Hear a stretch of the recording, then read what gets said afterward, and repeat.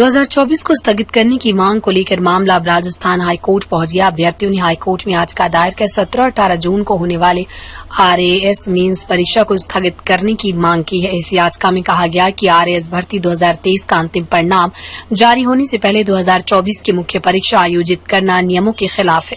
अवकाशकालीन जज जस्टिस मनीष शर्मा की अदालत में इस मामले की सुनवाई हुई। बता दें कि 14 जून को आरपीएससी ने आरएएस मुख्य परीक्षा 2024 के लिए एडमिट कार्ड जारी कर दिए। दूसरी ओर आरपीएससी ने एहतियातन हाईकोर्ट में वीएट दायर की है ताकि अभ्यर्थियों की याचिका पर कोई एक पक्ष निर्णय न हो।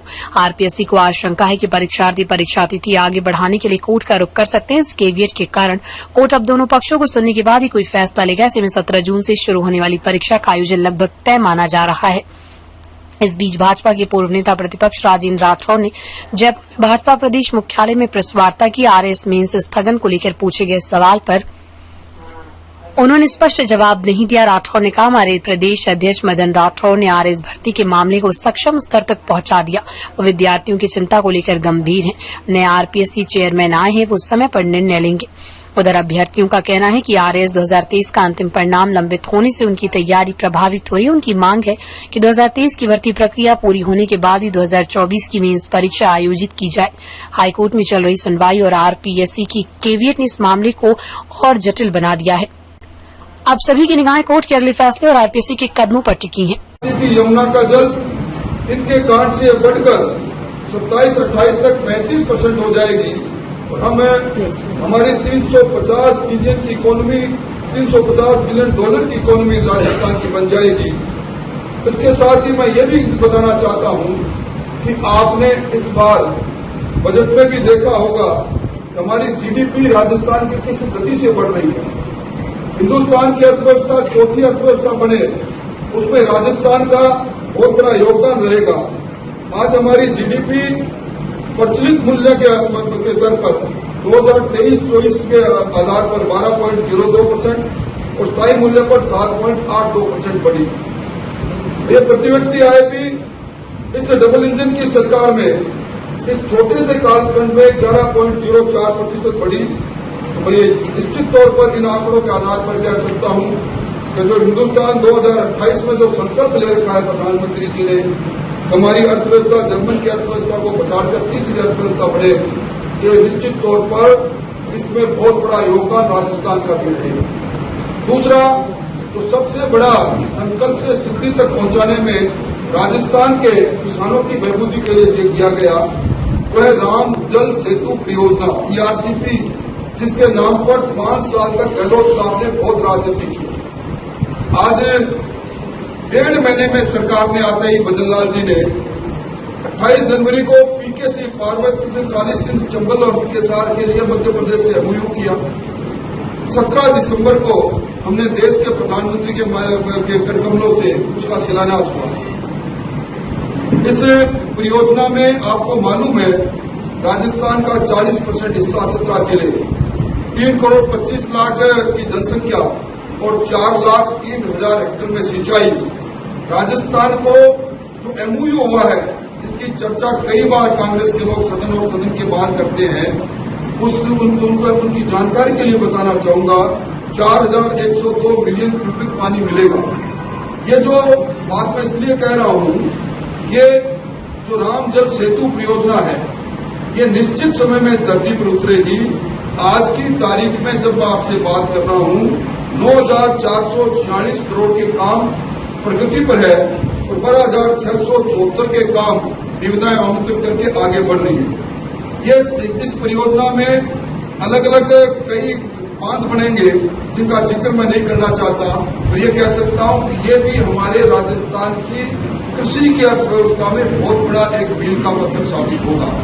इसी प्रकार यमुना जल, जो 34 वर्ष पहले भैरव सिंह जी ने जो सपना देखा था, वो 17 फरवरी को सरकार के बनने के कुछ माह बाद ही केंद्र सरकार राजस्थान और हरियाणा के अंदर संयुक्त DPR बनाने के लिए समझौता हो गया और अब इसके लिए चूरू के अंदर हंसियाबास एक गांव है, उसमें बड़ा डैम बनाने के लिए 342 हेक्टेयर की भूमि की आवृत्ति का काम भी लगभग पूरा हो रहा है। ये ताजावाले से शेखावाटी चूरू सीकर झुंझुनू में पानी आएगा, 54,400 करोड़ लीटर आएगा और 20,000 का प्रोजेक्ट ये भी समय पर पूरा होगा। ये ताजावाले हेड से 3 अलग अलग पाइपलाइन से पानी आएगा। और ये भी आपको स्मरण होगा कि कांग्रेस पार्टी इसके बारे में कई प्रकार की टिप्पणियां करती है, पर वो ये नहीं बताती हरियाणा के चुनाव में कांग्रेस ने घोषणा पत्र में ये कहा था कि अगर कांग्रेस सरकार हरियाणा में बनती है तो यमुना जल समझौते को हम सिरे से खारिज करेंगे। और इसी प्रकार पंजाब के अंदर कांग्रेस ने अपने चुनाव घोषणा पत्र में कहा था अगर कांग्रेस की सरकार बनेगी तो 1985 के उस समझौते को, जिसको लोंगेवाला अकॉर्ड भी कहते हैं, जिसमें हमें 8.6 MMF पानी हमें मिलता है पौंग से, उसको हम रद्द करेंगे। इसलिए मैं कहना चाहता हूं कि ये दोनों योजनाएं जब बनेगी तो चूरू के अंदर 35,000 हेक्टेयर और झुंझुनू में 70,000 हेक्टेयर और दोनों के गांवों को पानी मिलेगा। इनके किस कारण से राजस्थान की जीडीपी बढ़ेगी, राजस्थान की जीडीपी में कृषि का योगदान बढ़ेगा और हम $350 बिलियन की इकोनॉमी बनने के लिए और आगे बढ़ेंगे। राजस्थान का बहुत बड़ा हिस्सा इसके अंदर है। भारत सरकार ने किसान कल्याण के लिए बहुत काम किया। 2013-14 में जो बजट 21,930 करोड़ रुपए का था वो 25-26 में बढ़ाकर किसान कल्याण का बजट 1,27,200 करोड़ का किया। पर इसके साथ मैं ये बात इसलिए कह रहा हूं कि राजस्थान में भजन लाल जी की सरकार डबल इंजन की सरकार 2025-26 में कृषि बजट के अंदर जो प्रावधान किया वो तो न भविष्य है 1,10,981 करोड़ का प्रावधान किया। इसको कहते हैं डबल इंजन की सरकार का किसान कल्याण का सोच। और विशेष तौर पर स्वामीनाथन आयोग की रिपोर्ट लागू होने के पश्चात जो एमएसपी का 1.5 गुना किसान को पैसा मिले, उपज का 1.5 गुना एमएसपी का पैसा मिले, इसकी जब बुनियाद रखी गई थी तो सबसे बड़ी बात जो है जो 2013-14 में बाजरा जो हमारा कुल हिस्सेदारी 41.34% है राजस्थान की पूरे देश के अंदर, उसका 2013-14 में एमएसपी थी 1250, 2025-26 में बढ़कर आज 2775 है।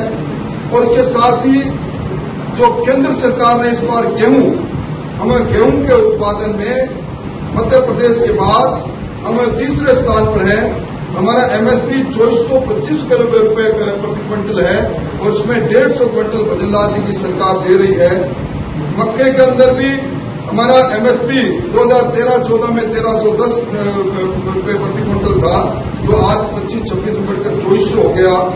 मैं कह सकता हूं कि किसान कल्याण में जो पैसा आज तक राजस्थान के किसानों के 76 लाख किसानों के खाते में गया वो राशि है 24,946 करोड़ रुपए।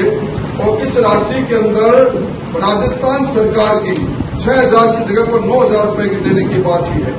अब आज कई प्रकार की बात मोदी सरकार के खिलाफ, मोदी सरकार को कोसने का काम भी कांग्रेस करती है।